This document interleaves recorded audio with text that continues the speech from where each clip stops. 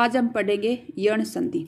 यण संधि में क्या क्या बनता है वो हमें याद रखना है। यण जैसे नाम से ही है य, तो एक तो य बनता है, दूसरा व बनता है और तीसरा बनता है र। यह वो किसे बनता है, ई या ई हो। वह बनेगा ऊ या बड़ा ऊ हो और र बनेगा री से।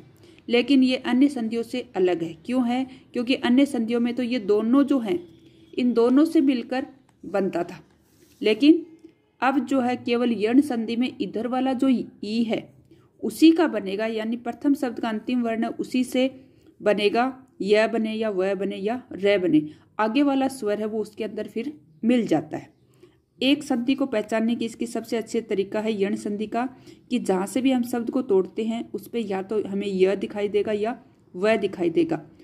साथ में क्या शर्त होनी चाहिए कि उसके पहले वाला जो अक्षर है वो हमेशा आधा दिखाई देगा। जैसे अत्यधिक, अत्यधिक में क्या बना, अति प्लस अधिक। अब तय है, तय को हम ती है, ती को हम अलग अलग भी लिख सकते हैं, तय ई, और फिर आगे वाला है ए। ये हमने ऊपर वाला ही लिखा, हमने मन से कुछ भी नहीं लिखा है। हमने क्या किया है, केवल ई का हमें याद रखना है। ई का क्या बनेगा, य बनेगा। फिर हम इसको जोड़ देंगे, ए यो का यू, तय है इसमें से ई निकाल दिया इसलिए तय आधा, य फिर अ यो का यू आ जाएगा, धिक अत्यधिक। इसको जोड़ेंगे तो क्या बनेगा, अत्यधिक अत्यधिक। इसी तरह दूसरा है अत्याचार। देखो इसमें भी य से पहले आधे वाला पहले वाला अक्षर है वो क्या है, आधा है। इसको हम जोड़ेंगे तो क्या बनेगा, अति प्लस आचार। अब इसको हम लिखते हैं जैसे ती है, ती को पहले इस लाइन में हमने क्या किया, अपनी तरफ से कुछ भी नहीं जोड़ा, केवल तय लिख दिया, साथ में ई, ये बड़े छोटे ई की मात्रा है, फिर आगे वाला प्रथम अक्षर लिख दिया हमने आ। अब इस ई का क्या बना, ये हमें याद रखना है। ई का बनता है य, फिर इसको वापस जोड़ देंगे, बस कुछ भी नहीं करना है इसके अंदर। ए है, तय में से निकाल दिया इसलिए तय आधा हो गया, ई का य बन गया, फिर आ यो का यू आ जाएगा, चार है, तो क्या बना, अत्याचार अत्याचार। इसी तरह है यद्यपि। यद्यपि में भी वही हम जोड़ेंगे, दी है तो अलग अलग लिख देंगे, द और ई, और आगे वाला क्या है, पहला अक्षर क्या है, अ है। अब हम इसको वापस वही करेंगे, ई है उसका क्या करेंगे, ई का हमें य बन जाएगा। अब इसको जोड़ देंगे, य द आधा है तो द आधा रह गया, ई का य बन गया, अपि यद्यपि। इसको फिर हमने जोड़ा तो य, द के आगे कोई स्वर नहीं इसलिए द आ गया, फिर य में एस आगे स्वर है इसलिए द पूरा हो गया, और आगे पी। अब यद्यपि इस तरह भी लिख सकते हैं, और द और य को मिला के जब लिखते हैं तो इस तरह भी लिखते हैं ध की तरह, तो ये बन गया यद्यपि। इसी तरह दूसरा है अभ्युदय। अभि प्लस उदय, भय है उसके अंदर क्या है, भय के साथ में ई है। ये हमने केवल इसको ऊपर वाले को देख के लिखा है, अपने मन से कुछ भी नहीं लिखा है। आगे क्या है, ऊ है। अब ई का हम क्या बना देंगे, यह बना देंगे, आगे वाला ऊ यो का यू रह जाएगा। अब इसको जोड़ेंगे तो ए यो का यू, भय है वो आधे आ गया, और ई का क्या बन गया, य।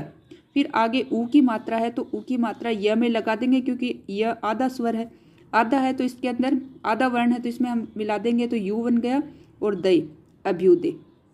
इसी तरह है अनु प्लस ऐ।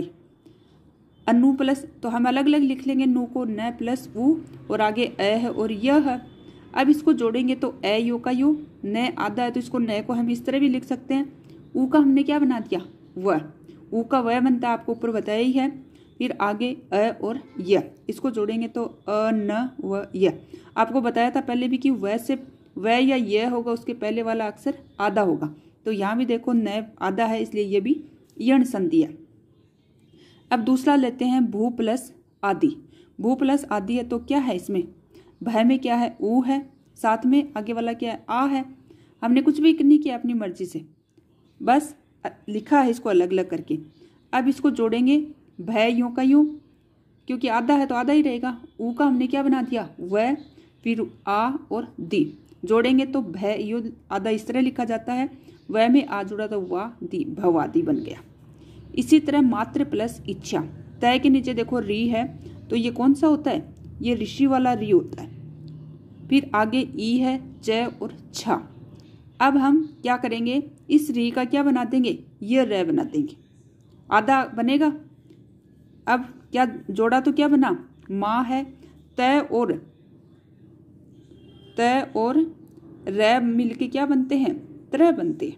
ये आपको याद रखना है, तय और रै मिलके क्या बनते हैं, त्रय बनते हैं। इसलिए हमने जोड़ेंगे तो मात्रय, फिर ई की मात्रा इसके अंदर लगा देंगे तो मातृच्छा, मातृच्छा बन गया।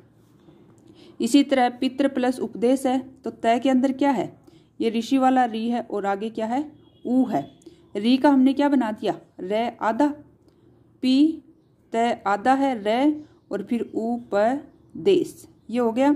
इसको जोड़ेंगे तो पी तय में रे जोड़ा तो त्रय, ऊ की मात्रा लगाएंगे तो त्रुपदेश, पितृपदेश बन गया।